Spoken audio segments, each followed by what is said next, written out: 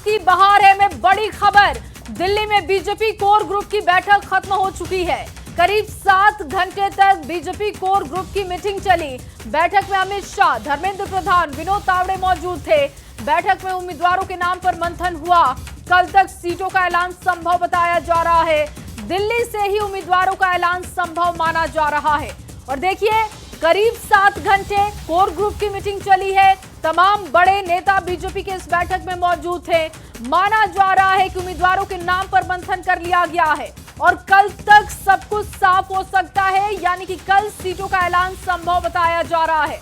इसके साथ ही एक और जानकारी यह है कि उम्मीदवारों का ऐलान दिल्ली से ही संभव है, क्योंकि लगातार सियासी हलचल दिल्ली में तेज दिखाई दे रही है। शाह, प्रधान, विनोद तावड़े, तमाम ये बड़े नेता 7 घंटे तक मंथन करते हुए उम्मीदवारों के नाम पर चर्चा कर रहे थे और अब माना जा रहा है कि लगभग सब कुछ तय हो चुका है और नामों का ऐलान अब सिर्फ बाकी है। उम्मीद जताई जा रही है कि कल तक ये तस्वीर साफ हो जाएगी और दिल्ली से ही उम्मीदवारों का ऐलान संभव बताया जा रहा है। ये 2 तस्वीरें लगातार आपको दिखा रहे हैं। देखिए, सियासी हलचल तेज है और दिल्ली में बैठकों का दौर दिख रहा है। एक तरफ घटक दलों के साथ मीटिंग, दूसरी तरफ बीजेपी में भी महामंथन लगातार जारी है। और इस बीच आपके सामने एक और बड़ी खबर रखे, दिल्ली से ये बड़ी खबर, जेपी नड्डा और उपेंद्र कुशवाहा की बैठक खत्म हो चुकी है और करीब 1.5 घंटे तक ये मुलाकात चली। सीट शेयरिंग को लेकर चर्चा की गई। इससे पहले आपको बता दें, जीतन राम मांझी के साथ भी मुलाकात हुई और मांझी की करीब 25 मिनट तक मुलाकात चली, लेकिन सूत्रों के मुताबिक अभी तक बात बन नहीं पाई है और अपने लिए सम्मानजनक सीटों की मांग हो रही है। कुशवाहा और मांझी लगे हुए हैं कि जो डिमांड वो रख रहे हैं वही डिमांड और उसी के मुताबिक सीटों का बंटवारा हो जाए, लेकिन सूत्र ये बता रहे हैं हमारे कि अब तक तस्वीर साफ नहीं हुई है। कुशवाहा और मांझी के साथ जो बैठकों का दौर चला उसमें अभी बात नहीं बन पाई है। देखिए, मांझी के साथ करीब 25 मिनट तक मुलाकात चली और इसके बाद उपेंद्र कुशवाहा के साथ मीटिंग हुई। ये बैठक भी लगभग 1.5 घंटे के आसपास चली है, लेकिन अब तक बात बन नहीं पाई है।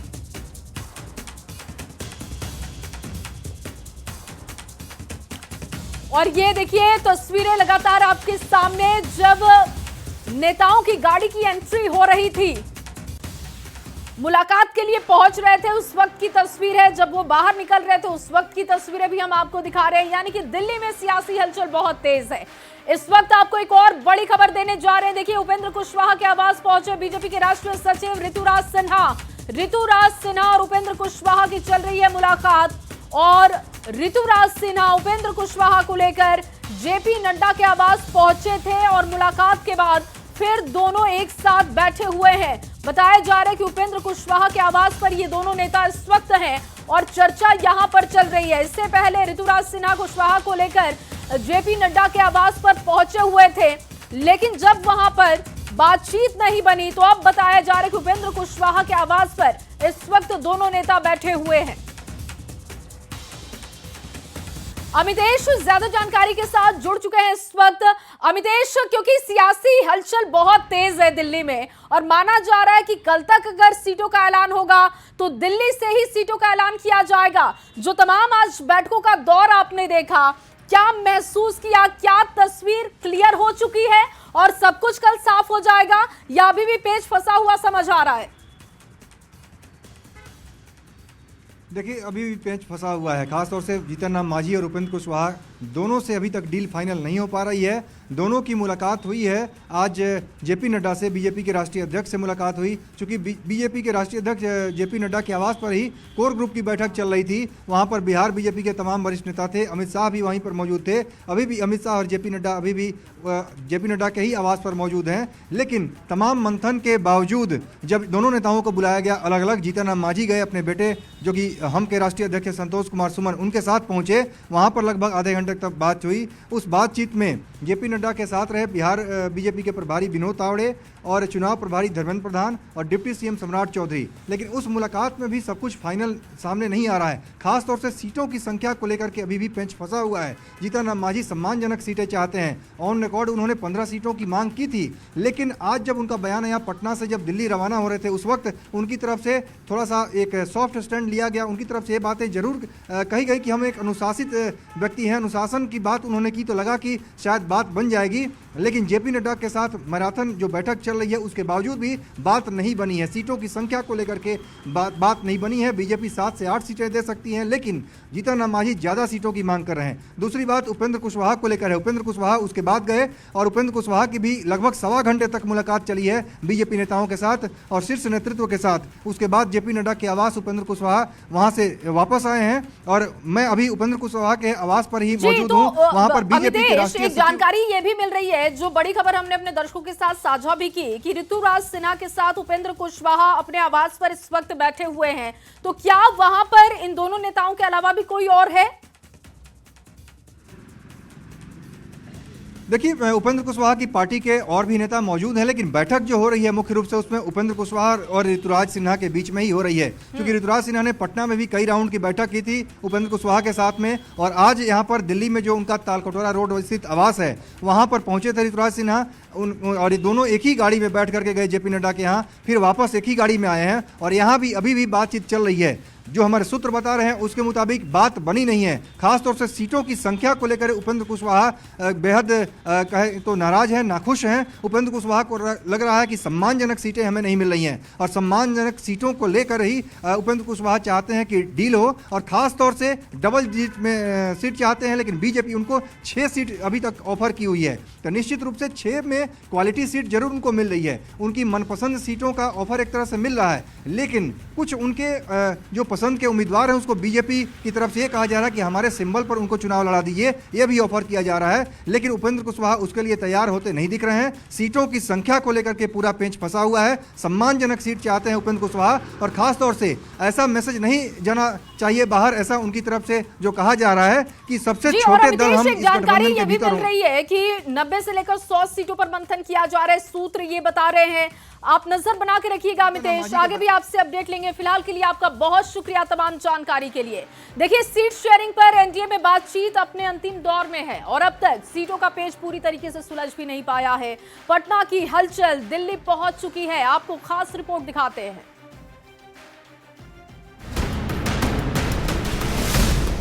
चुनाव की तारीखों के ऐलान के पहले से शुरू हुई सीट शेयरिंग की कवायद चुनाव के ऐलान के 5 दिन बाद भी एनडीए में जारी है। शुक्रवार को चिराग पासवान और नित्यानंद राय के मुस्कुराते चेहरों को देखकर लगा कि बस अब सीट की डील सील हो चुकी है। ऐलान किया था।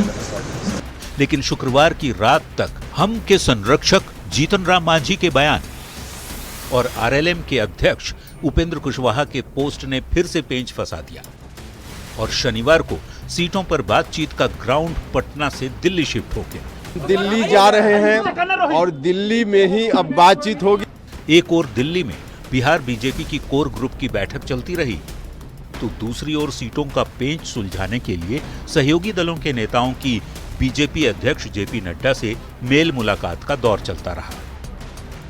पहले जीतन राम मांझी अपने बेटे संतोष सुमन के साथ, फिर आरएलएम के अध्यक्ष उपेंद्र कुशवाहा जेपी नड्डा से मुलाकात की। मांझी की पार्टी के प्रवक्ता ने कहा, राजनीति में कोई परमानेंट दोस्त या दुश्मन नहीं होता, हमारे सारे विकल्प खुले हुए हैं। था उसको हम लोगों ने उनके सामने रख दिया है, विकल्प हमारे पास खुले हैं। तो उपेंद्र कुशवाहा ने इशारों में बहुत कुछ कहने की कोशिश की। सीएम नीतीश कुमार के साथ मुलाकात के बाद जेडीयू नेताओं की भी दिल्ली दौड़ तेज हो चुकी है। एनडीए में सीटों का पेंच कब तक सुलझ पाता है और कौन सा फॉर्मूला निकलकर सामने आता है, इस पर सबकी नजर है। न्यूज़ 18 के लिए दिल्ली से अमितेश सिंह के साथ ब्यूरो रिपोर्ट। और वहीं जेडीयू के राष्ट्रीय कार्यकारी अध्यक्ष संजय झा ने कहा कि सीट शेयरिंग पर जल्दी सब कुछ सामने आ जाएगा। संजय झा ने कहा कि 14 नवंबर को एक बार फिर से नीतीश कुमार की सरकार बनने जा रही है। दावे किए जा रहे हैं, सीटों पर मंथन भी चल रहा है, इस बीच दावों का दौर भी देखने को मिल रहा है। संजय झा ने कहा कि सब कुछ ठीक है और किसी भी तरीके की दिक्कत नहीं। एक बार फिर से 14 नवंबर को नतीजे जब सामने आएंगे तो आप देखेंगे नीतीश सरकार ही बनी है। पता है कि रिजल्ट क्या होने वाला है, बुरी तरह हारने वाला है। तो ये बौखलाहट में इस तरह का वो बात कर रहे हैं और कुछ नहीं है इसमें। और जो हम लोग देख रहे हैं लोगों का मिजाज, अब तो हम लोग चले आए, नॉमिनेशन शुरू हो गया, लोगों का मिजाज बिल्कुल नीतीश कुमार जी के सरकार 14 नवंबर को जब रिजल्ट आएगा तो नीतीश कुमार जी के नेतृत्व में सरकार बनेगी। बातचीत होगी हम लोगों की और मुझे लगता है जल्दी ही आपके सामने सब आ जाएगा। और वहीं राजीव प्रताप रूडी ने भी एनडीए में सीट शेयरिंग पर कहा कि मोटे तौर पर सब कुछ फाइनल हो चुका है और बहुत ही जल्द सीटों का ऐलान हो जाएगा। मोटे तौर से बड़ी सहमति हो चुकी है। स्वाभाविक है जब 4 पार्टियों का गठबंधन होगा तो विचार विमर्श का दौर लंबा जाएगा, लेकिन मुझे विश्वास है कि बहुत जल्दी सब तय हो जाएगा। और ये सिर्फ एनडीए के लिए नहीं है, यूपीए के लिए भी है। मैं समझता हूं कि अब चुनाव का घोषणा हो चुका है और अब हम सब चुनाव मैदान में हैं और हम सब की तैयारी है कि ऐसी समझौता बने, एनडीए का ऐसा समझौता रहे कि हम बहुमत के साथ फिर से नीतीश कुमार के नेतृत्व में फिर से सरकार बनाएं। और चलिए आगे बढ़ते हुए आपको बिहार की सियासत से जुड़ी बड़ी खबर दे। इस वक्त की बड़ी खबर यह है कि आज तेजस्वी का दिल्ली जाना कैंसिल हो चुका है। कल तेजस्वी यादव जाएंगे दिल्ली, लालू प्रसाद और राबड़ी देवी भी दिल्ली पहुंचेंगे। आज ही बैठक के बाद तेजस्वी यादव जाने वाले थे, लेकिन उनका प्लान कैंसिल हो चुका है, ये जानकारी अब मिल रही है। और बताया जा रहा है कि कल जा सकते हैं लालू प्रसाद, राबड़ी देवी और तेजस्वी यादव कल दिल्ली जा सकते हैं। और आज जाने का जो प्लान था तेजस्वी का, वो फिलहाल कैंसिल हो चुका है। और वहीं महागठबंधन में सीटों का बंटवारा अब तक नहीं हो पाया है। आरजेडी और कांग्रेस के बीच बातचीत अंतिम दौर में है, लेकिन फाइनल फॉर्मूले पर महागठबंधन की गाड़ी अटक गई है। पिछले कुछ घंटों से वीआईपी प्रमुख मुकेश सहनी की चुप्पी से कयासों का बाजार भी गर्म हो चुका है। आपको ये खास रिपोर्ट दिखाते हैं। कांग्रेस के हक को, कांग्रेस के रेस्पेक्ट को राहुल गांधी के रहते कोई नहीं छीन सकता। बातें चल रही है निश्चित तौर पर अब देख लेते हैं। बिहार विधानसभा चुनाव को लेकर महागठबंधन के भीतर सीट बंटवारे की सियासत निर्णायक दौर में है। सीट शेयरिंग पर तनातनी के बीच आरजेडी ने कांग्रेस सहित दूसरे सहयोगी दलों को सम्मानजनक सीट देने की पेशकश की है।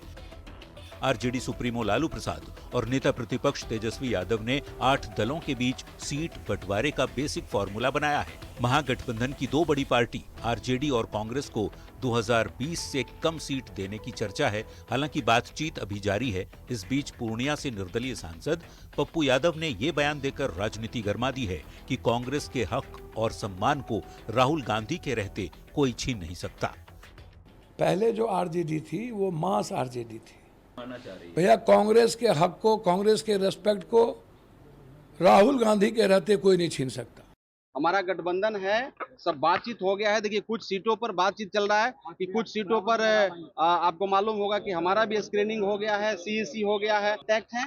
आप धैर्य बनाए रखिए। इंडिया गठबंधन में किसी प्रकार का कोई कंफ्लिक्ट नहीं है। भले ही कांग्रेस सांसद मनोज कुमार ये दावा कर रहे हों कि महागठबंधन में सीट बंटवारे पर ऑल इज वेल की स्थिति है, पर पिछले कुछ घंटों से वीआईपी प्रमुख मुकेश सहनी की चुप्पी ने कयासों का बाजार गर्म कर दिया है। सियासी गलियारे में ये बातचीत हो रही है कि क्या ये किसी तूफान के आने से पहले वाली खामोशी है, क्योंकि मुकेश सहनी की पार्टी 40 सीटों की डिमांड पर अड़ गई है और वीआईपी के राष्ट्रीय उपाध्यक्ष राजाराम बिंद ने दावा कर दिया है कि महागठबंधन में सीट कितनी भी मिले, लड़ेंगे तो 40 सीट पर। आरजेडी और कांग्रेस के बाद विकासशील इंसान पार्टी ने भी उम्मीदवारों की चयन प्रक्रिया तेज कर दी है। बहुत जल्द टिकट बांटने का भी सिलसिला शुरू हो सकता है। रूठने और मनाने की कोशिशों के बीच वाम दल भी मुकेश सहनी के साथ खड़े हो गए हैं। माले के राष्ट्रीय महासचिव दीपांकर भट्टाचार्य ने वीआईपी की मांगों का खुलकर समर्थन किया है। कोई इसमें नीचे और ऊपर वाली बात नहीं है। बात है कि इंडिया गठबंधन को निर्णायक बहुमत कैसे मिले और पूरे बिहार में तमाम जो लोगों की जन आकांक्षा है कि सरकार बदले, उस आकांक्षा को हम लोग कैसे साकार कर सके। महागठबंधन में कभी सीट बंटवारे का बेसिक फॉर्मूला तो कभी 3-3 डिप्टी सीएम का फॉर्मूला बनती बिगड़ती बातचीत के बीच माना जा रहा है। RJD 137, Congress 54, VIP 18, CPI ML 22, CPM 6 और सीपीआई 4 सीट पर चुनाव लड़ सकती है। तेजस्वी यादव अपने कोटे से पशुपति पारस की आरएलजेपी को 3 सीट दे सकते हैं, जबकि हेमंत सोरेन के जेएमएम को 2 सीट ऑफर की गई है। हालांकि ये देखना होगा कि महागठबंधन में सीट बंटवारे का फाइनल फॉर्मूला क्या निकलकर सामने आता है। पटना संवाददाता संजय और धर्मेंद्र कुमार के साथ ब्यूरो रिपोर्ट, न्यूज़ 18। महागठबंधन में सीट शेयरिंग को लेकर कांग्रेस प्रदेश अध्यक्ष राजेश राम का भी बड़ा बयान सामने आया है। राजेश राम ने कहा कि सीट शेयरिंग का मामला कांग्रेस के लिहाज से लगभग हल हो चुका है और केवल कुछ मुद्दों पर बातचीत हो रही है। कांग्रेस प्रदेश अध्यक्ष ने बताया कि नामों की लिस्ट लेकर वो दिल्ली भी जाएंगे, जहां पर राहुल गांधी से इस पर अंतिम मुहर लगेगी। 13 अक्टूबर या उससे पहले भी महागठबंधन में सीट शेयरिंग का मसला सुलझ जाएगा। अभी बहुत अच्छा चल रहा है, कई मुद्दे पर हम लोग लगातार, क्योंकि देखिए 2 चीज़ महत्वपूर्ण समझने वाली बात है कि जब नए परिवार में नए साथी आते हैं तो उनको भी ख्याल रखना परिवार का, बड़े परिवार को दायित्व बनता है। तो हम लोग उस परिवार के सदस्य हैं जो इंडिया गठबंधन के सदस्य हैं। सीट शेयरिंग पर हमारी सारी मुद्दे आगे बढ़ी है। कुछ मुद्दे जो थोड़ा सा सुलझाना है, जो सुलझ चुका है। अब क्या है कि इस बीच में कई लीडर अपने अपने कुछ खास वजहों से दिल्ली हैं और वहाँ से बात होगी। इसके बाद दिन आएंगे तो हम लोग बैठ कर क्लियर कर लेंगे। 11 अक्टूबर की तारीख है, 13 अक्टूबर तक फाइनल हो जाएगा? बहुत जल्दी, उसके पहले भी हो सकता है। देखिए, महागठबंधन में सीट शेयरिंग को लेकर खींचतान लगातार जारी है। मुकेश सहनी की वीआईपी ने दावा किया कि महागठबंधन के सीट शेयरिंग का अंतिम फैसला दिल्ली से तय होगा और इसके लिए महागठबंधन के बड़े नेता दिल्ली गए हैं। वीआईपी प्रवक्ता ने दावा किया कि महागठबंधन में तकरार जैसी स्थिति नहीं, सीट शेयरिंग का मामला बस 1-2 दिनों में साफ हो जाएगा। नहीं, वीआईपी से क्यों नाराजगी है कांग्रेस की, और वीआईपी कितनी सीटें मांग रहा है? नाराजगी है, आप एक भी बाइट दिखा दीजिए कि कांग्रेस पार्टी से नाराजगी है। आज सुबह ही हमारे आदरणीय राहुल गांधी जी से हमारे आदरणीय नेता मुकेश सहनी जी की बात हुई है। हम साक्ष्य हैं, हम देखे हैं, बात कर रहे थे 18 आज सुबह बात किए हैं 9-10 साढ़े 9 बजे। तो कहाँ से हो रहा है भाई? राहुल गांधी से बड़ा कोई नहीं ना है जी कांग्रेस में, चिट्ठी से सब कुछ होता है। सवाल यही ना है कि मुकेश सहनी को राहुल गांधी से बात करने की नौबत क्यों आन पड़ी? वो पिछले 1 महीना में रोज बात करते हैं, इसमें कोई कंफ्यूजन नहीं है, कोई कंफ्यूजन नहीं है। कब तक सुलझ जाएगा ये मामला? सब सुलझ जाएगा, परसों तक सब सुलझ जाएगा। परसों?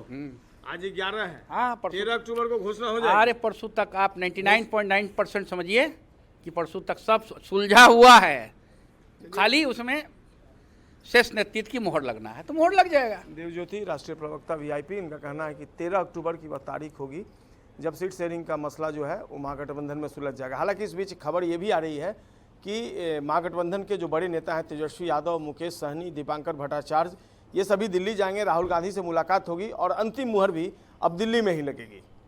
संजय कुमार, न्यूज़ 18, पटना। और अब सवाल कि क्या अमेठी बनेगा राघोपुर, क्योंकि जनसुराज के संयोजक प्रशांत किशोर ने तेजस्वी यादव को लेकर बड़ा बयान दिया।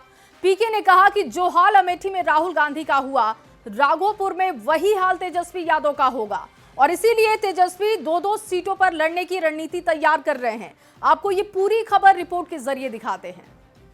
चर्चा चल रही है कि प्रशांत किशोर जनसुराज वहां लड़ने आ रहा है, तेजस्वी यादव दूसरी सीट खोज रहे हैं। उनका भी हालत वही होगा जो राहुल गांधी का अमेठी में हुआ। जो हाल अमेठी में राहुल गांधी का, वही हाल राघोपुर में तेजस्वी यादव का। ये दावा है चुनावी रणनीतिकार और जनसुराज के संयोजक प्रशांत किशोर का, जिन्होंने शनिवार को राघोपुर के दौरे पर यह बयान देकर बिहार की सियासत में हलचल मचा दी कि राघोपुर सीट से प्रशांत किशोर के लड़ने की चर्चा से तेजस्वी यादव घबराहट में। तेजस्वी 2-2 सीट पर चुनाव लड़ने की रणनीति बना रहे हैं, ठीक वैसे ही जैसे राहुल गांधी को अमेठी छोड़कर वायनाड जाना पड़ा था। तेजस्वी यादव दूसरी सीट खोज रहे हैं, उनका भी हालत वही होगा जो राहुल गांधी का अमेठी में हुआ, छोड़कर गए वायनाड। प्रशांत किशोर बार बार तेजस्वी यादव की राघोपुर सीट से चुनाव लड़ने का संकेत दे रहे हैं, जिसके कारण 2025 के चुनावी माहौल में राघोपुर सीट चर्चा का सबसे बड़ा केंद्र बन चुकी है। करगहर को जन्मभूमि और राघोपुर को कर्मभूमि बताने वाले पीके एक बार फिर से तेजस्वी के क्षेत्र में एक्टिव हो गए हैं।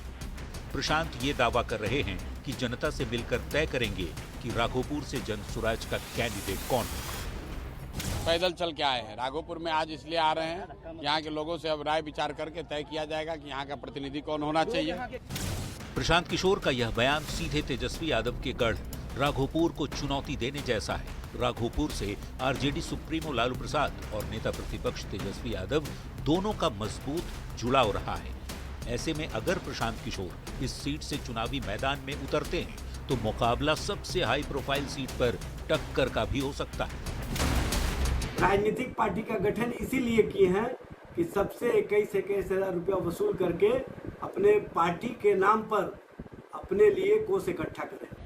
सिर्फ बड़ी बड़ी बातें करना है, कुछ नहीं है। हाथ कंगन को आरसी क्या बोल कह रहे हैं। देखिएगा कैसे बिहार की जनता इनको पटकनियां पटक देगी, तब इनको समझ में आएगा। प्रशांत किशोर अपनी जन्मभूमि करगहर से भोजपुरी सिंगर रितेश पांडे को जनसुराज का उम्मीदवार घोषित कर चुके हैं। कर्मभूमि राघोपुर से अभी भी जनसुराज के कैंडिडेट का इंतजार है। पहले चरण में ही राघोपुर में वोटिंग होने वाली है। ऐसे में देखना बड़ा दिलचस्प होगा कि क्या पीके तेजस्वी के खिलाफ चुनावी मैदान में ताल ठोकते हैं या नहीं। इंतजार पीके के अंतिम फैसले का है। पटना संवाददाता रजनीश कुमार और वैशाली रिपोर्टर प्रफुल्ल कुमार के साथ ब्यूरो रिपोर्ट न्यूज़ 18। और वहीं बिहार चुनाव में भूमिहार दांव से खलबली मच चुकी है। एक और तेजस्वी यादव ने जगदीश शर्मा के बेटे राहुल शर्मा को आरजेडी में शामिल करा लिया, तो दूसरी ओर जेडीयू ने बड़ा दांव खेलते हुए पूर्व सांसद अरुण कुमार और उनके बेटे को पार्टी में शामिल कराया है। मगध की राजनीति में इससे क्या असर होगा, दिखाते हैं आपको इस रिपोर्ट में। भाई अरुण कुमार जी और चंदेश्वर चंद्रवंशी जी दोनों गला गला मिल गए। गले लगते पूर्व सांसद अरुण कुमार और चंदेश्वर चंद्रवंशी की ये तस्वीर मगध की राजनीति के लिए ऐतिहासिक है। जो कल तक एक दूसरे के खिलाफ लड़ते थे, आज जनता दल यूनाइटेड की एक छत के नीचे खड़े हैं। शनिवार को पूर्व सांसद अरुण कुमार अपने बेटे ऋतुराज के साथ जब सीएम नीतीश की पार्टी जेडीयू में शामिल हुए तो केंद्रीय पंचायती राज मंत्री ललन सिंह ने कहा, अरुण कुमार और चंदेश्वर चंद्रवंशी की जोड़ी मगध की सियासत में नया इतिहास रचेगी। अब जब दोनों गला गला मिल लिए तो आप समझिए कि मगध और जहानाबाद की धरती पर यह जोड़ी तूफान लाके खड़ा करेगी। अरुण कुमार मगध इलाके के बड़े नेता हैं जो भूमिहार समाज के लोगों पर प्रभाव रखते हैं। एक ही दिन पहले तेजस्वी यादव ने शुक्रवार को मगध इलाके के दूसरे बड़े भूमिहार नेता जगदीश शर्मा के बेटे राहुल शर्मा को आरजेडी में शामिल किया। इसके जवाब में सीएम नीतीश ने बड़ा सियासी दांव खेला और कभी समता पार्टी में साथ रहे अरुण कुमार को फिर से जेडीयू में साथ ले आए। मौका इतना बड़ा था कि जेडीयू के कार्यकारी राष्ट्रीय अध्यक्ष संजय झा, केंद्रीय मंत्री ललन सिंह, मंत्री विजय चौधरी, अशोक चौधरी ने अरुण कुमार को पार्टी की सदस्यता दिलाई। आज दोबारा अपने पुराने घर में लौट के आए हैं और सबसे बड़ी बात है कि पूरा मगध क्षेत्र में, जहानाबाद क्षेत्र में पार्टी को इनके आने से बहुत मजबूती मिलेगी। एक वक्त था जब सीएम और अरुण कुमार साथ साथ राजनीति करते थे। जब अलग हुए तो 2010 में दोबारा जेडीयू में शामिल हुए और अब तीसरी पारी की शुरुआत उन्होंने कर दी है। 15 साल बाद अरुण कुमार की घर वापसी से बिहार की सियासत में खलबली मच गई है। सत्ता पक्ष और विपक्ष के नेता भूमिहार नेताओं पर दांव लगा रहे हैं। चर्चा है कि जेडीयू अरुण कुमार के बेटे ऋतुराज को जहानाबाद की किसी सीट से विधानसभा चुनाव में उतार सकती है। बेटे के बारे में चर्चा है कि घोसी सीट से उम्मीदवार पार्टी तय करेगी। तो सर कितना बड़ा असर पड़ेगा पूरे मगध और शाहबाद क्षेत्र में, ये तो रिजल्ट देखिएगा। आमतौर पर भूमिहार वोट पर भारतीय जनता पार्टी की पकड़ मजबूत मानी जाती है, लेकिन भूमिहार नेताओं की बढ़ती भीड़ ने आरजेडी और जेडीयू के बीच मुकाबले को दिलचस्प बना दिया है। मगध का यही वो इलाका है जहां 2020 के पिछले चुनाव में एनडीए को 26 में मात्र 6 सीट ही मिली थी। महागठबंधन ने 20 सीटें जीती थी। हालांकि लोकसभा में मगध का मुकाबला बराबरी पर छूटा था। इस बार देखना होगा 25 में कौन 20 पड़ता है। पटना संवाददाता आनंद अमृतराज के साथ ब्यूरो रिपोर्ट, न्यूज़ 18। और चलिए आगे बढ़ते हुए, बिहार में किसकी बहार है में बड़ी खबर आपको दे। सूत्रों के हवाले से ये बड़ी खबर, चेतन आनंद की सीट बदल सकती है। शिवहर की जगह चेतन आनंद नवीनगर से चुनाव लड़ सकते हैं। फिलहाल शिवहर से विधायक थे चेतन आनंद, कल ही विधानसभा से उन्होंने इस्तीफा दिया। शिवहर सीट से वो चुनाव लड़ते रहे हैं, लेकिन अब जानकारी है कि उनकी सीट बदली जा सकती है, क्योंकि शिवहर सीट बीजेपी के खाते में जा सकती है। इस बात को लेकर खबर है और सूत्र ये बता रहे हैं कि नवीनगर से उन्हें चुनाव लड़वाया जा सकता है। सब पार्टी का डिसीजन है, होना ही है आज ना कल। हमें इस सब की कोई फिक्र और चिंता नहीं है। आपके एक भाई के भी राजनीति में आने की चर्चा है, क्या उनका भी टिकट? देखिए, जो जब जैसे होगा सबकी जानकारी आप लोग को सबसे पहले मिलेगी, हमसे पहले। आपको भी जनता ने पसंद किया। और वहीं विधानसभा चुनाव के हलचल के बीच जनशक्ति जनता दल के संस्थापक तेज प्रताप यादव ने बड़ा बयान दिया। उन्होंने ऐलान किया कि महुआ सीट से चुनाव लड़ूंगा। साथ ही कहा कि मेरी पार्टी को काफी समर्थन मिल रहा है, परसों जोरदार ऐलान भी करेंगे। समर्थन आप देख लीजिए, हमारे पार्टी को क्या कितना समर्थन मिल रहा है। तो बिना बुलाए भीड़ उमड़ जा रहा है मेरे लिए।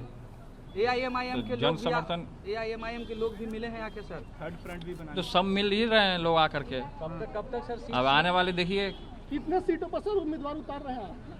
वो हम परसों आपको डिसाइड कर देंगे। हम क्या राघोपुर से भी उम्मीदवार उतारेंगे? परसों बता देंगे, परसों गठबंधन बना रहे हैं चंद्रशेखर की पार्टी से हो रही है आपकी? वो बता दिया जाएगा, परसों ऐलान करूंगा मैं। इस बार किसका सरकार बनेगा सर बिहार में? परसों जोरदार ऐलान होगा। बिहार के चुनावी घमासान के बीच खबर है कि केंद्रीय मंत्री जीतन राम मांझी दिल्ली सिविल लाइंस में युवा चेतना प्रमुख के द्वारा आयोजित सिंदूर महायज्ञ में पहुंचे। स्वामी अभिषेक ब्रह्मचारी जी के संरक्षण में देश के प्रगति, विश्व शांति और गरीब कल्याण के ध्येय से आयोजित महायज्ञ में युवा चेतना के प्रमुख रोहित कुमार सिंह ने केंद्रीय मंत्री जीतन राम मांझी का स्वागत किया। मांझी ने इस मौके पर कहा कि मैंने साधारण घर में पैदा होकर ईश्वर कृपा से यहां तक मैं पहुंच सका। प्रधानमंत्री नरेंद्र मोदी के साथ काम करना मेरे लिए सौभाग्य की बात है। युवा चेतना के राष्ट्रीय संयोजक रोहित कुमार सिंह ने कहा कि प्रधानमंत्री नरेंद्र मोदी के नेतृत्व में भारत विश्व गुरु बनेगा।